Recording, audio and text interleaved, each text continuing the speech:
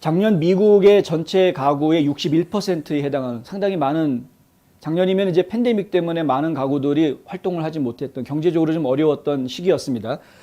그래서 그랬는지 61%의 가구가 연방소득세를 내지 않았다라는 통계가 나왔습니다. 어반 브루킹스 조세정책연구센터에서 이런 통계를 내놓았는데, 이렇게 제로텍스 하우스홀즈라고 나오죠. 이게 세금을 한 푼도, 연방세금 얘기하는 건데요. 연방세금을 한 푼도 내지 않은 가구 수 해서 2018년, 2019년, 2020년, 2021년 이렇게 이제 숫자들이 나와 있는데, 2020년에는 갑자기 많아졌고 올해도 57.1%는 아마 연방세를 내지 않게 될 것 같다. 이제 이런 통계들이 나왔습니다.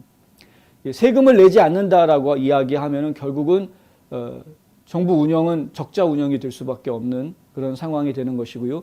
그런 정부는 적자 운영을 하면서도 시중에는 또 양적 완화를 통해서 더 많은 돈을 풀어낸 이런 상황이기 때문에 이것을 어떻게 헤쳐나갈 것인지는 제가 지켜봐야 되겠다.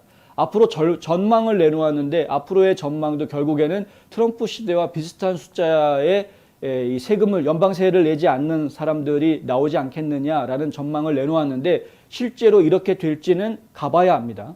가봐야 합니다. 저희가 볼 때는 이거보다는 줄어들 것으로 보인다. 어떻게 해서든 세금을 내는 사람들이 더 늘어나게 된다라는 게 저희 생각이고요. 일단은 지켜보도록 하겠습니다.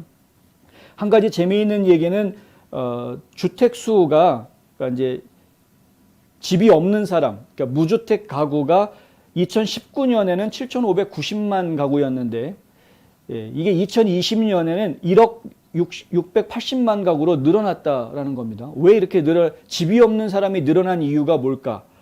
이거는 저희가 좀 생각을 좀 해봐야 되겠고요.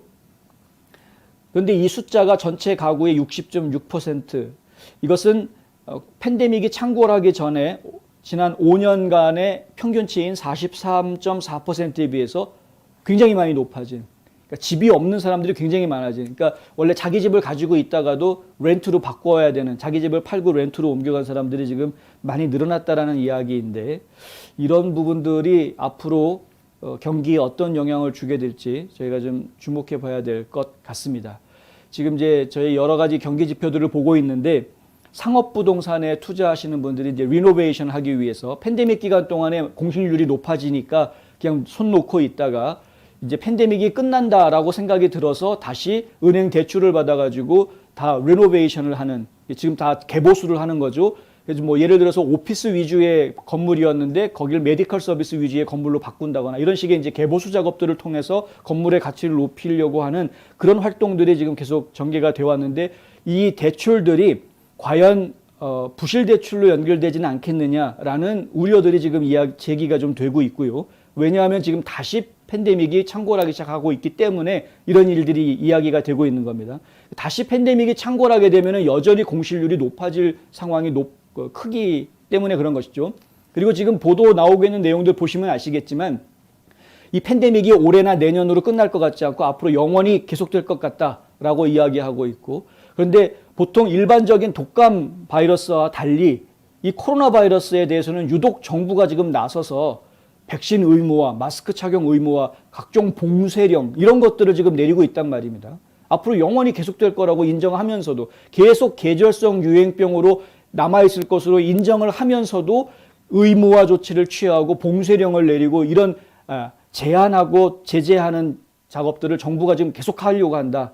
이미 전 세계적으로 여러 곳에서 이미 그런 일들이 벌어지고 있지 않습니까? 미국도 지금 계속 그런 방향으로 움직여가고 있는 것을 보여주고 있는데, 이렇게 되면은 상업용 부동산에 대한 이 불경기 문제, 이게 지금 이제 하나의 큰 문제가, 이슈가 이제 나올 수가 있는 것이고요. 더군다나 올해 경기가 좋아질 줄 알고 대출 받아서 개보수했던 분들이 상당히 좀 어려워질 수 있는, 이게 부실 대출로 연결될 수 있는 가능성들이 하나가 제기가 될 수가 있고, 그리고 지금 아까 보도해드린 대로 자기 집이 없어진, 자기 집을 가지고 있는 사람보다는 무주택 가구가 과거보다 더 늘어나 있는 상황인데, 이 무주택 가구가 늘어나 있는 상황에서 지금 팬데믹은 계속이 되고, 그런데 퇴거 유예 조치는 이제 중단이 됐고, 이런 상황에 지금